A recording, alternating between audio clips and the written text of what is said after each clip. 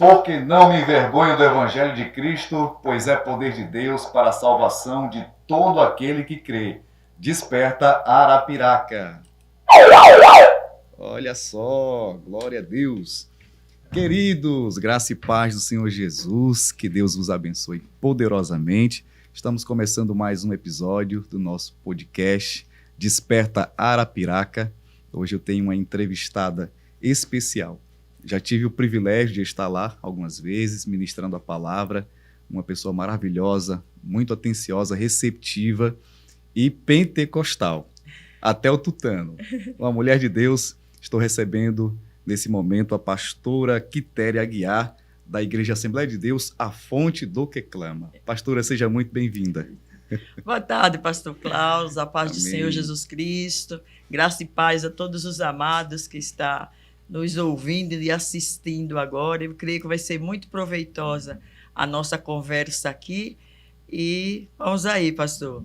Amém. Hoje a gente vai conhecer melhor sobre o seu chamado, o seu testemunho, sobre esse ministério que tem abençoado muitas vidas.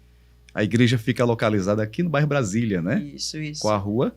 Rua André Leão, número Muito bem. 1033, aqui no bairro Brasília. Muito bem. 1033. Somos praticamente vizinhos de ministério, né? Vizinhos. Que bênção ter pessoas assim verdade. do nosso lado, para que a gente possa avançar cada vez mais nessa obra evangelística. É verdade. Pastora é casada com... Casada com nosso amado irmão Diácono Roberto Aguiar, Amém. há 42 anos. 42 anos. 42 uma história. anos. Uma história, verdade. E os filhos, pastora? Eu sei que tem um pastor, né? Pastor Wesley. Tem o pastor Wesley, que é o meu copastor aqui na igreja, e o meu filho mais velho mora em São Paulo. Não quis, quando eu vim de lá para cá, ele ficou um ano aqui, mas não se adaptou. Sim. E voltou, mora lá. Eu não vou ficar naquele calor, não, né? Eu vou ficar em São Paulo. Coisa boa. Então, 2 filhos abençoados, para a glória de Deus. Então, pastora, vamos já começando. Eu queria saber sobre um pouquinho da sua vida pessoal. Se a senhora é cristã de berço, ou aceitou Jesus com o andar da carruagem, né? Nasceu em berço evangélico? Não, pastor, não. Eu casei, eu tinha 19 anos de idade e fui morar em São Paulo. Sim. O meu esposo veio aqui a Penedo visitar uns parentes e nós nos conhecemos e nos casamos e fomos morar em São Paulo. Olha só que e bom. Eu conheci Jesus lá, não é? E o interessante é que ninguém me evangelizou.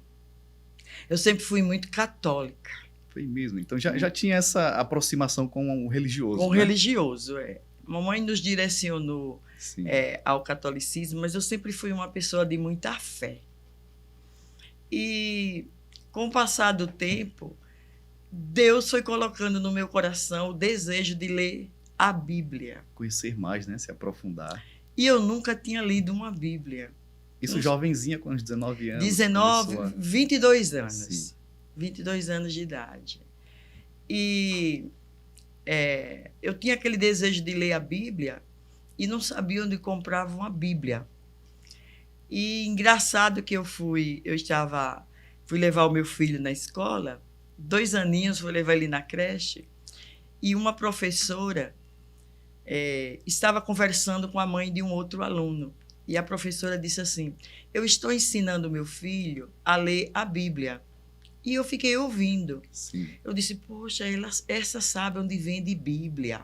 Então, não era tão fácil como hoje, né? Não era. Não era. Há 35 anos atrás, não era bem mais remoto o evangelho. Mas quando Deus tem plano de salvação na vida de uma pessoa, Ele mesmo vem com o Espírito Santo e trabalha nos nossos corações.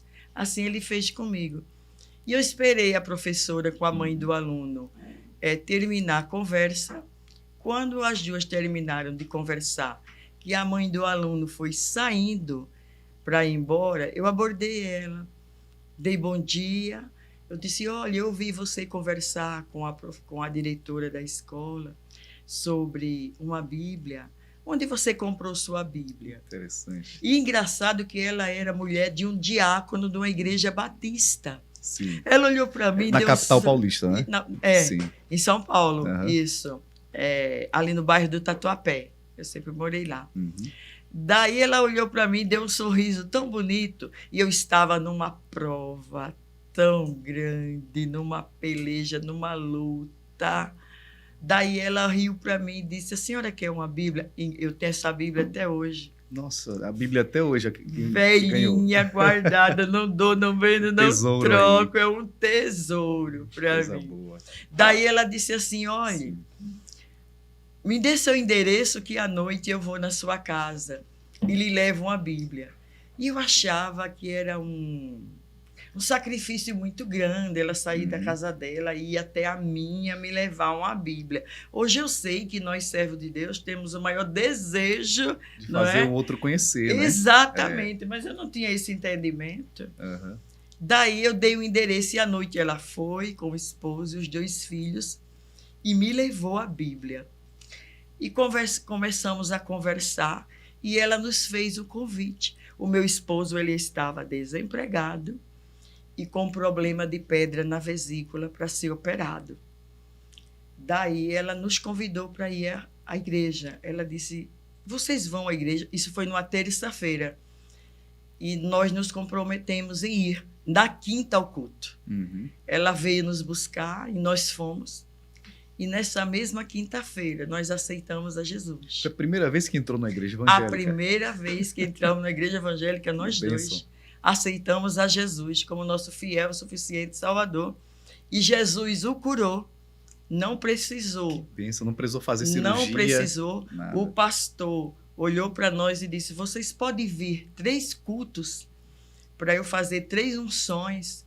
E nós fomos na segunda unção. Ele foi curado.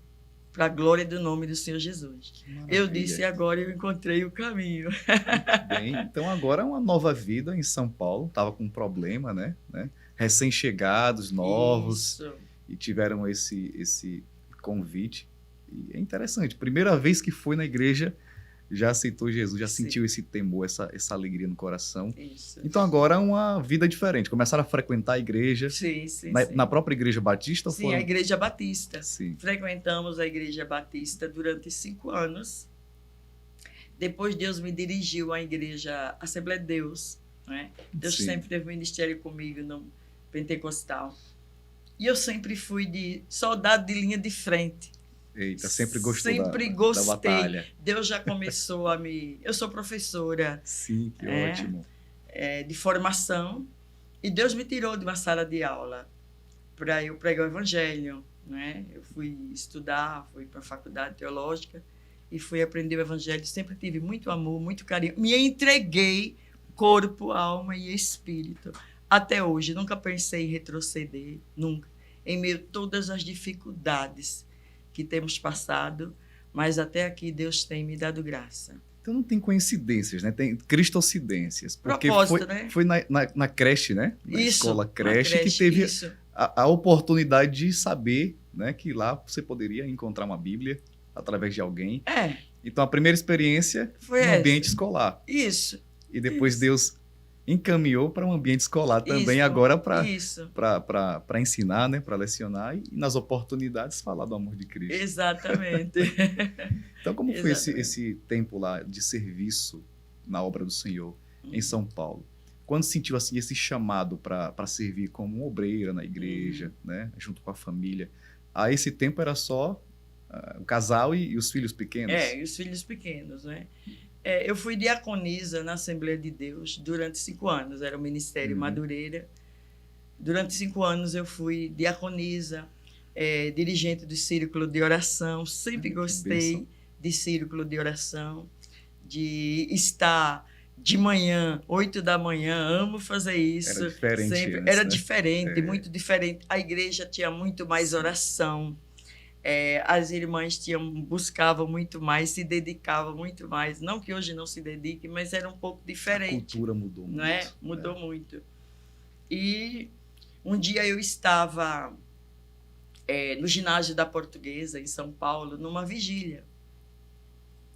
E conforme o pastor estava pregando, o Espírito Santo disse assim ao meu coração: abre a Bíblia no livro de Juízes, capítulo de número 15, versículo de número 19. Eu abri e comecei a ler. E peguei o marca-texto e grifei. E não entendi o que Deus quis me dizer. Que quando Sansão, com uma queixada de jumento, matou 1000 homens, e daí ele ficou cansado, exausto, e ele disse: Senhor, eu estou aqui, o Senhor permitiu que eu matasse 1000 homens com essa queixada de jumento, e o Senhor vai me deixar agora morrer de sede? E Deus disse a ele: tá vendo essa rocha? Ora na rocha. Aí Sansão colocou a mão naquela rocha, orou e jorrou água.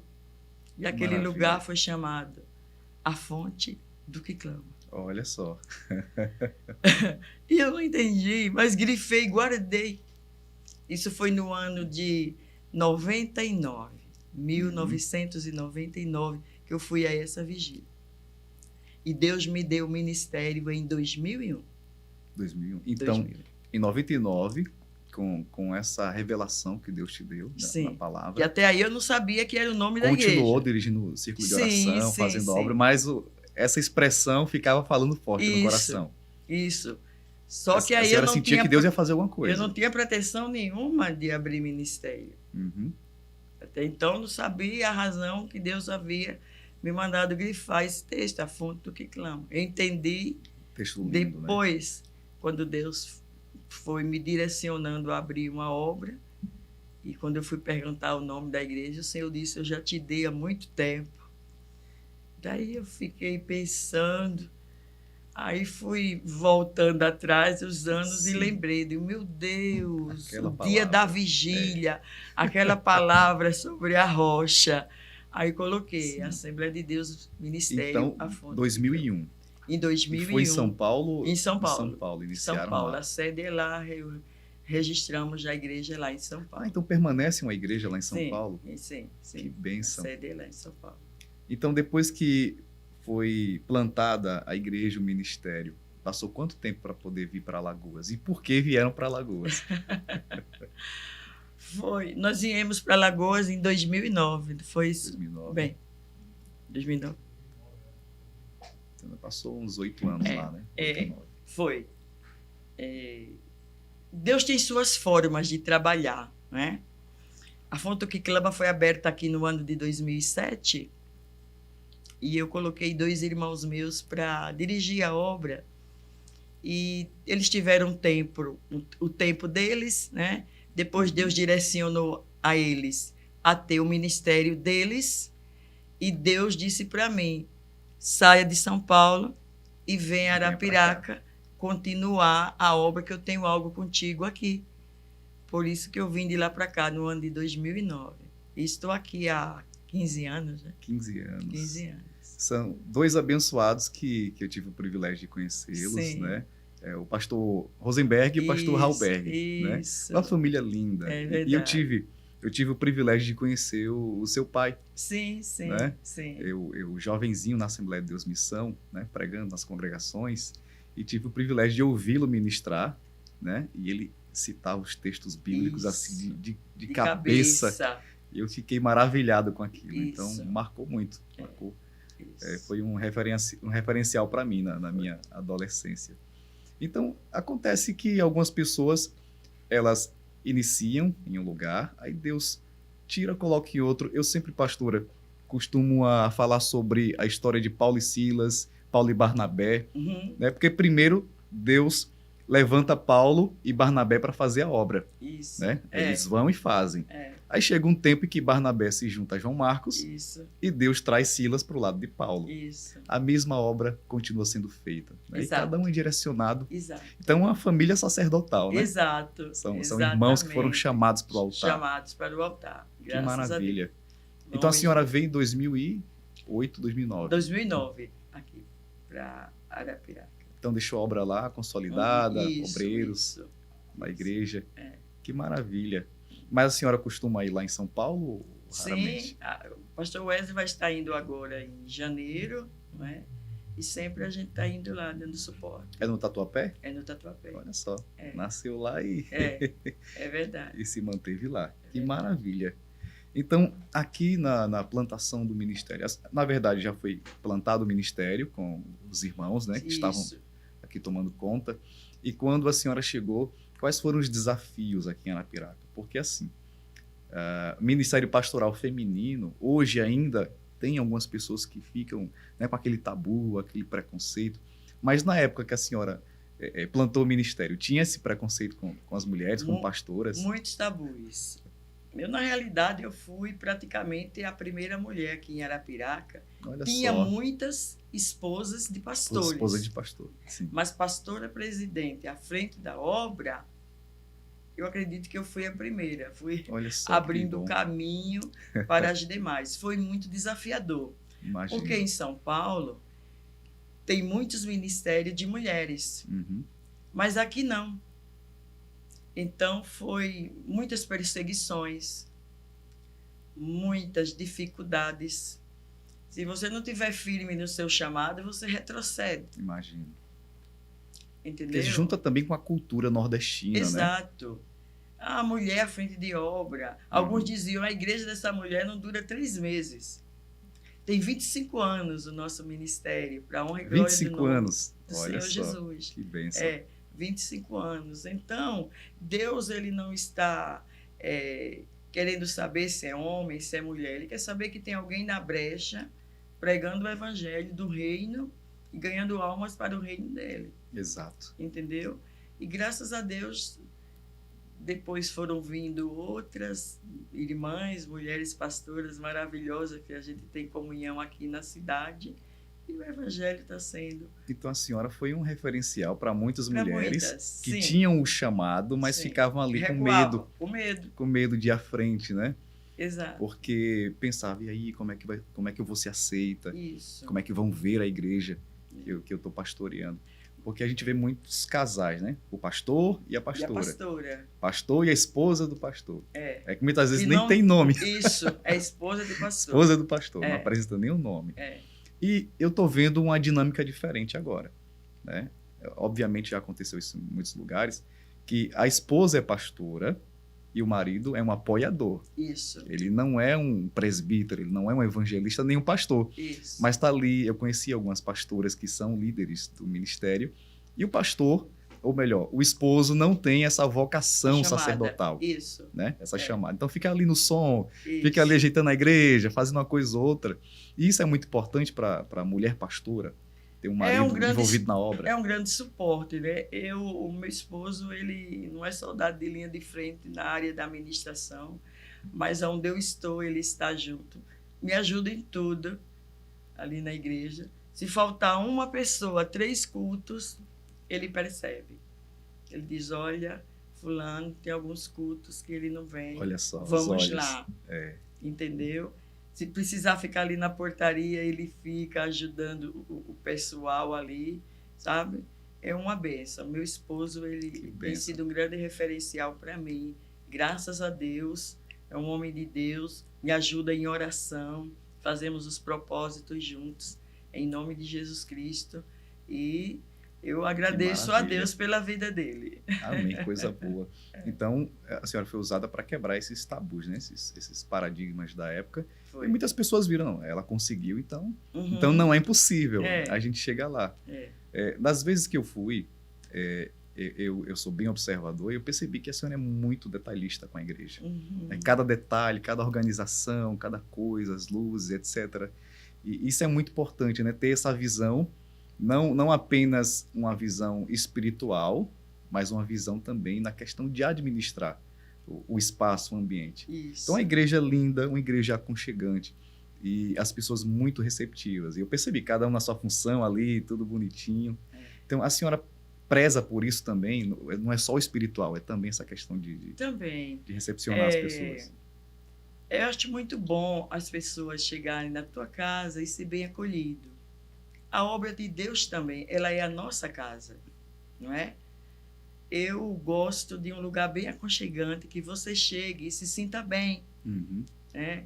Você se sinta abraçado, se sinta beijado, se sinta, olha, sinta-se à vontade, qualquer coisa que você precisar, me procure, tem um obreiro aqui. Eu não sei se é coisa da mulher, a mulher é bem detalhista. Isso é bom, também, a mulher sai na frente não nisso. é? Minha esposa me ajuda bastante Isso, nessas coisas. entendeu? Então, a gente procura amar o nosso próximo, né? Receber bem, independente de classe social, tudo que o Senhor tem direcionado, né? A senhora se sente bem acolhida por outros pastores, outros ministérios, e também gosta dessa aliança de trazer pessoas para perto? Gosto dessa comunhão.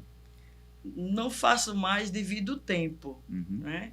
O tempo é muito corrido. Ontem mesmo eu estive pregando na igreja da pastora Cida, ali na Glória da Segunda Casa.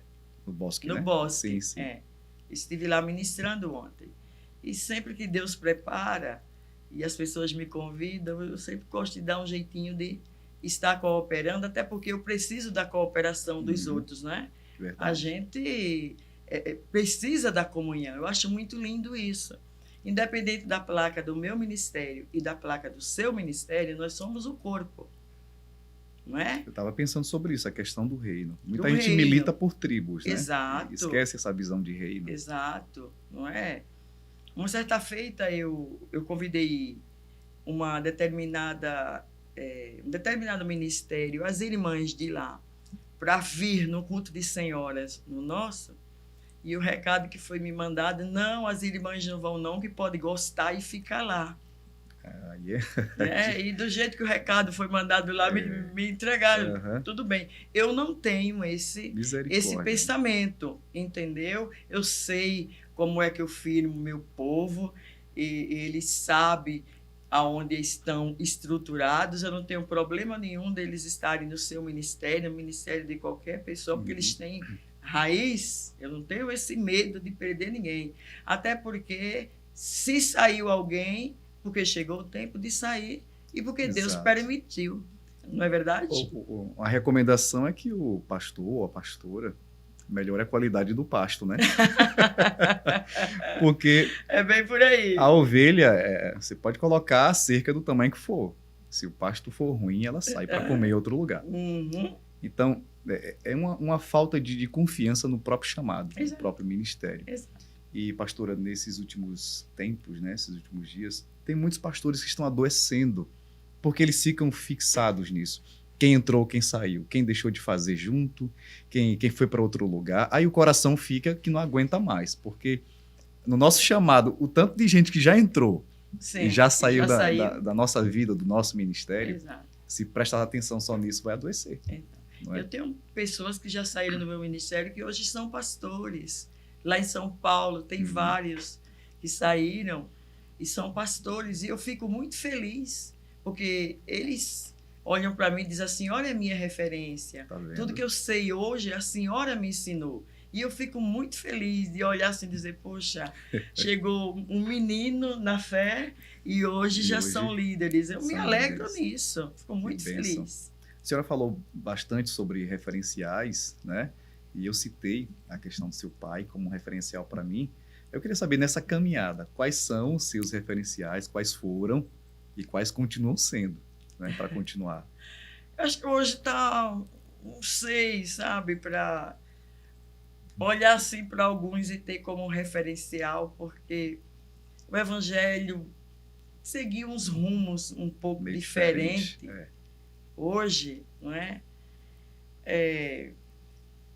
Na época, há uns 30 e poucos anos atrás, no meu início, eu tive um grande referencial, que foi o pastor Silas Malafaia. Até porque hoje ele também mudou um pouco a forma... E fez algo histórico, né, para a Assembleia de Deus, que ele consagrou muitas mulheres, agora recente, ao pastorado. Há 35 anos atrás, realmente, ele era, sabe, um dos grandes percussores, pelo menos lá em São Paulo. Sim. Não é? E tem o pastor Manuel Ferreira também, o pai do Samuel. Que era piraquense, né? Eu estive lá no Debrais e ouvi a história, coisa linda.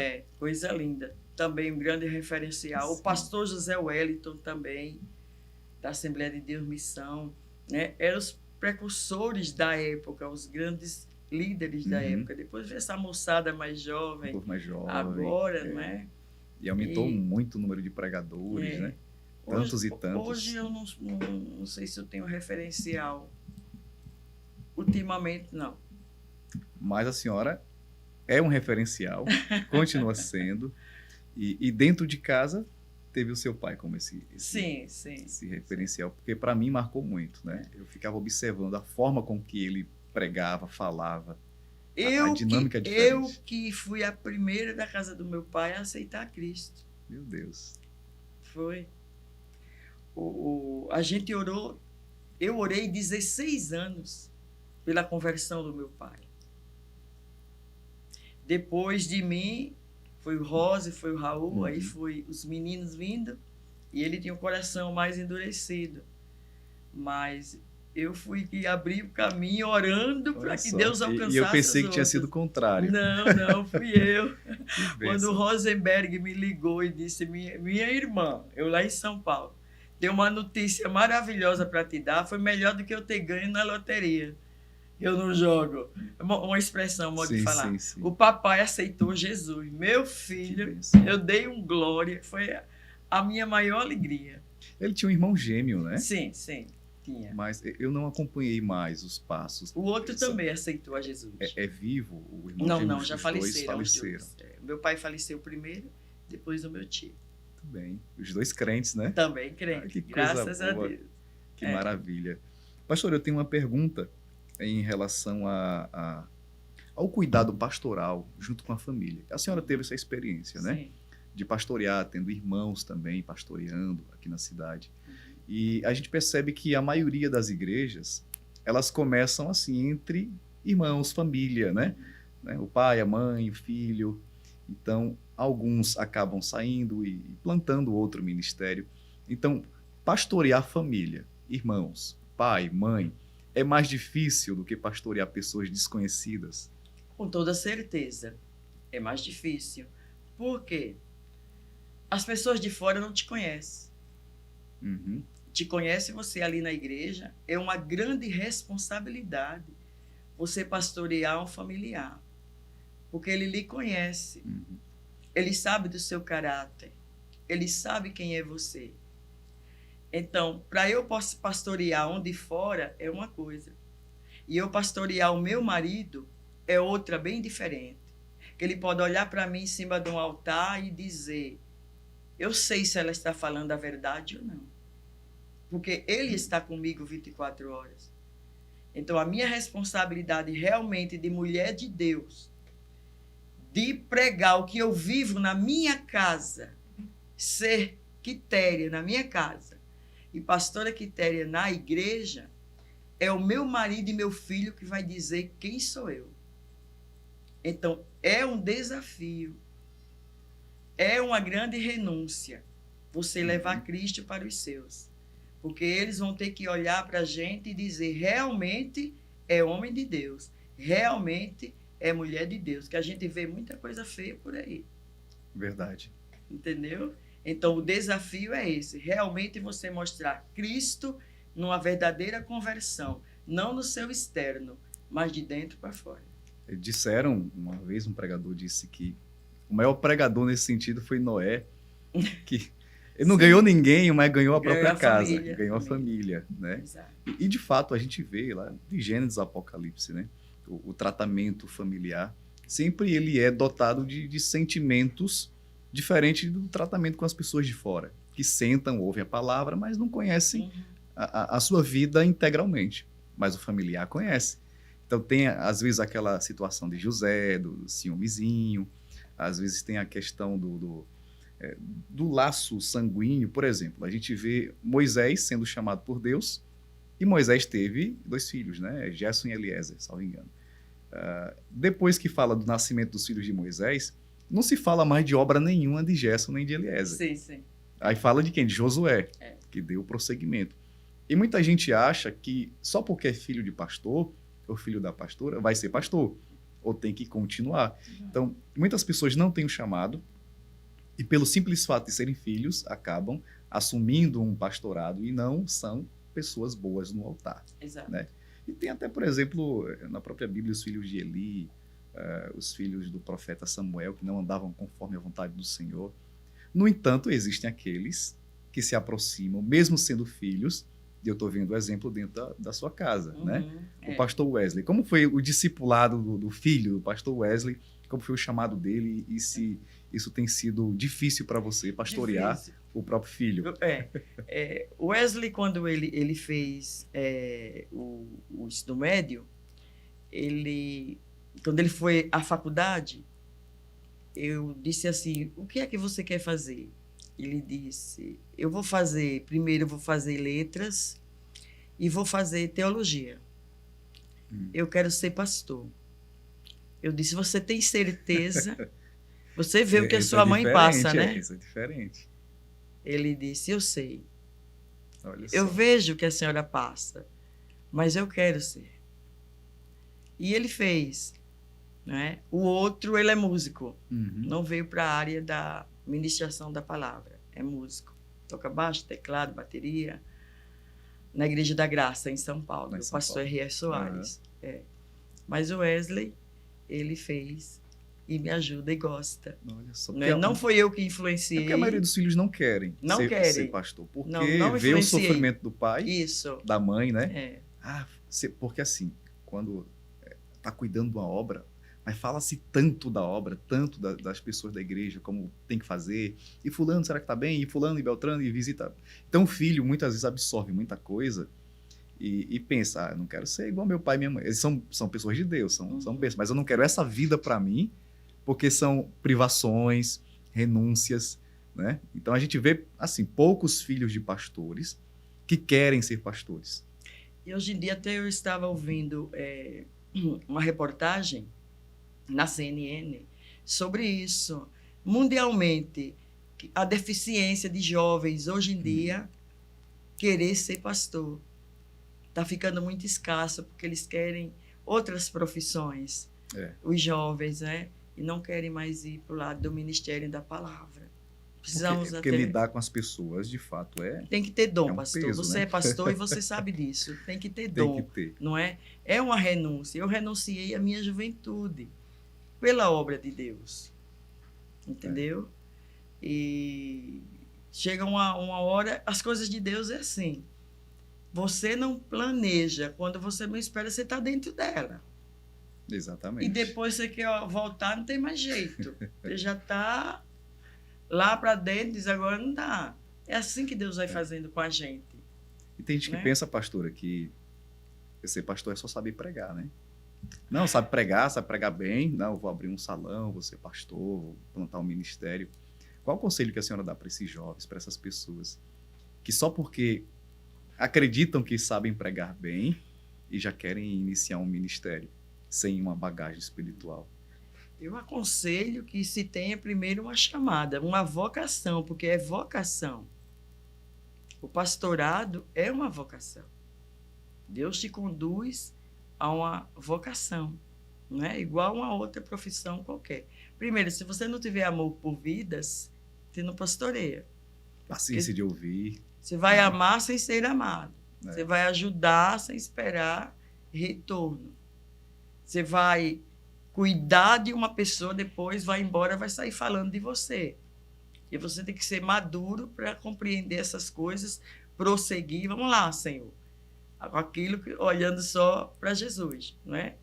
Então, precisa olhar, realmente, estudar, não é? Importante.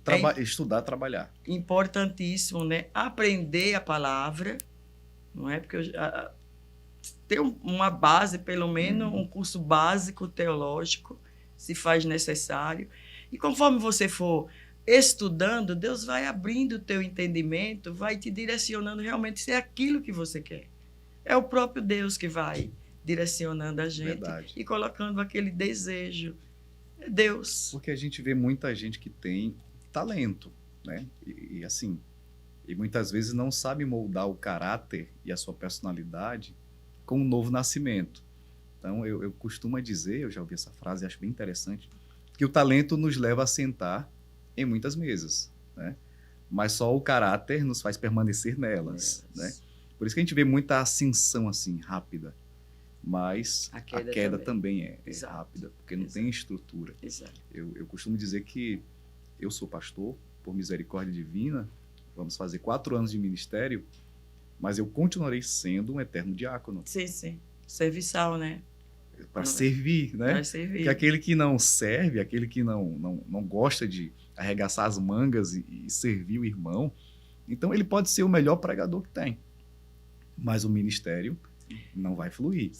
E ter talento e também não ter organização, isso pode matar, né, o chamado de alguém. Sim, é verdade. Então, por que eu estou falando nisso? Porque eu quero falar sobre a questão da estratégia. A senhora citou que foi difícil encontrar uma Bíblia há 30 anos atrás, praticamente, isso, né? Assim, é bem mais escasso, não era uma conta de sarzedas como hoje, que é Bíblia para todo canto, né? Então, era difícil. Então, uma coisa eram as estratégias da época, né? E como mudou a cultura das pessoas. A pastora Quitéria, do início do ministério, de 2001, né? 99, 2001, para a pastora Quitéria, 2024, as estratégias que a senhora utilizou na igreja, de evangelismo, no cuidado com as pessoas, elas são as mesmas? Ou a senhora sentiu a necessidade de se adaptar a uma realidade, de mudar? Adaptar. Não é? Sim. Continua as mesmas, mas com algumas estratégias de adaptação. Até porque a mentalidade das pessoas hoje é diferente, né? Principalmente jovem, não é? E se você não pedir, primeiro orar e pedir a Deus estratégia de liturgia, né? Estratégia de evangelismo, né? Estratégia em tudo. A oração nos dá uma base muito grande disso, né? E eu gosto muito da palavra, pastor. E a palavra ela vai produzindo muitos frutos na vida da gente e na vida do que nos ouve. Entendeu? Então, eu não tenho muita estratégia assim de convidar muito cantor, até porque o nosso ministério... É mais oneroso, né? E também dá umas dorzinhas de cabeça, né? Sim, não é? As nossas estratégias é mais local mesmo. Mas Deus tem nos direcionado e temos feito. Quem anda pelo Espírito vai percebendo, né? Que a cada fase da guerra tem uma forma diferente de lidar com a situação. E tem um texto bíblico, eu até separei aqui, que é bem conhecido ele, pastor, é de Romanos 12, e o verso 2. A versão que eu tenho aqui é NVT, que é a nova versão transformadora, um pouquinho diferente. 12, verso 2, que diz assim: não imitem o comportamento e os costumes deste mundo, mas deixem que Deus os transforme por meio de uma mudança em seu modo de pensar, a fim de que experimentem a boa, agradável e perfeita vontade de Deus. Não é aquele famoso não vos conformeis com este mundo, mas transformai-vos pela renovação do vosso entendimento, para que experimenteis qual seja a boa, perfeita e agradável vontade de Deus. Então, quando Paulo fala sobre essa mudança na mente, essa transformação, é basicamente isso que a senhora está explicando, mudança das estratégias, da abordagem com as pessoas, porque a realidade das pessoas hoje é outra, né? Tem tecnologia. Eu vi um pastor dizendo que a gente costuma dizer que os crentes antigos eram mais crentes que os crentes de hoje. Aparentemente parece que sim, né? Mas eu pergunto, a abordagem de Satanás nos dias de hoje, com todas as facilidades, o conforto, a tecnologia, a modernidade, ela não torna as pessoas um pouco mais atraídas pelo pecado do que antes? Porque antes, assim, não tinha muito o que se fazer, né? Era igreja, trabalho, escola, mas hoje é muita coisa, celular, internet, tanta coisa. Então, assim, diante disso tudo, é necessário mudar a nossa mente para entender a realidade das pessoas hoje? E se é mais fácil ser crente hoje ou antigamente? O que a senhora pensa sobre isso? Antigamente era mais fácil. Hoje em dia tem muitas coisas para tirar a espiritualidade das pessoas. E o que hoje em dia falta muito, pastor, antigamente se ministrava sobre o pecado. Sim. hoje em dia, a maioria das ministrações não é o pecado, é o financeiro. É aquela questão da teologia da prosperidade. Então, as pessoas estão tão acostumadas a casa, carro, iate, tudo, terreno. Tem alguns que vai ouvir uma palavra para que a pessoa tem que deixar o erro, já não aceita. Porque já poucos são os que pregam sobre o pecado, sobre a mudança. Que a partir do momento que você muda o seu caráter, o próprio Deus te muda seu pensamento. Ótimo. Você já não pensa como você pensava antes. É o próprio Espírito Santo que diz, olha, não se conforme com isso. Porque o que convence o homem do pecado, da justiça e do juízo é a palavra. Então, se você tem a palavra, se você tem a oração, automaticamente o Espírito Santo lhe molda. Ele muda a sua mente e o seu coração, a sua forma de pensar. Entendeu? E assim a gente alcança as pessoas de acordo com a necessidade que elas têm. É Exato. só a palavra, né? É só a palavra. A palavra tem esse poder de transformação. Pastora, muito obrigado por essa entrevista maravilhosa. A gente conheceu um pouco mais do ministério. Eu sei que muita gente já conhece. No entanto, agora vai poder aí ir pelos 4 cantos do mundo, né? Pelo YouTube, pela rede social. Então, a gente sempre encerra com oração do nosso pastor convidado. Sei. Mas eu gostaria que a senhora dissesse as suas palavras de agradecimento, né? E sobre esse testemunho maravilhoso, né? Da conversão. Quantas pessoas precisam ouvir essas palavras? Verdade. Então, eu agradeço muito por ter aceito esse convite. Eu tenho certeza que muitas outras oportunidades virão para que a gente possa estar junto. Né? Muito obrigada, então, pastor suas palavras, Klaus, pastora. por essa oportunidade que o Espírito Santo me concedeu através da sua vida. Você foi um grande canal de bênção para mim. Amém. Glória a Deus. Agradecer pela sua vida, sua esposa, sua família, o pessoal que está aqui na retaguarda, Deus os abençoe. O pessoal da Fonte que Clama, que também está nos vendo, que Deus abençoe a cada um.